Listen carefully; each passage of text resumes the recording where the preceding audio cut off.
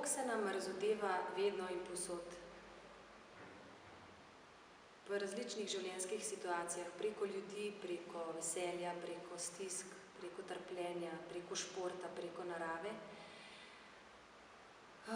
In od nas ljudi je odvisno, kdaj in kako in na kakšen način zaslišimo Boga. Velja neko večinsko mnenje, da Boga najlažje zaslišimo, kadar gremo v naravo, v tišino, kadar se odstranimo od vsega motečega, kar ni Bog. Ampak moja izkušnja je pa malo drugačna. Jaz imam zelo rada naravo, zelo rada imam tišino. To me pomirja, to me uravnoveša, narava me napolni z novo in svežo energijo in je moja zdraviteljica. In tudi zdaj, kadar sem v različnih življenjskih stiskah, kadar se soočam s trpljenjem, kadar sem v življenjskih dvomih, grem rada v naravo, grem rada v tišino. Ampak kljub temu, do zdaj, pri svojih letih še nisem doživela, da bi ravno v tej tišini,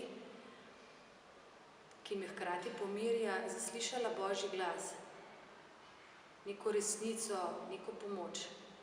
Sem pa opazila sama pri sebi to, da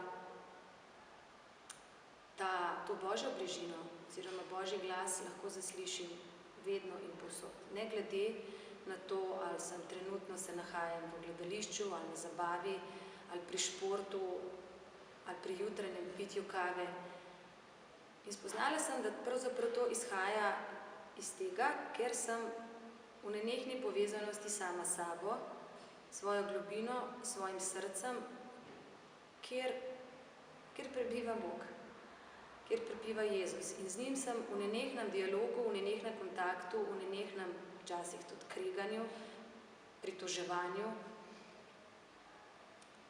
In ravno ta povezanost s svojim srcem, s svojo notranjostjo mi daje to moč oziroma to možnost, da slišim Boga lahko ne glede na kjerkoli in s komerkoli se znajdem, ne glede na življenjsko situacijo.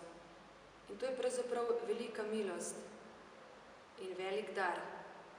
In ravno včeraj sem s svojim mlajšim sinom gledala risani film Mali princ in seveda vsi poznamo bistvo sporočila Malega princa, ki pravi, bistvo je očem nevidno. Če hočeš videti, moraš gledati srcem. In enako velja tudi za to mojo izkušnjo. Če hočeš slišati, moraš poslušati srcem.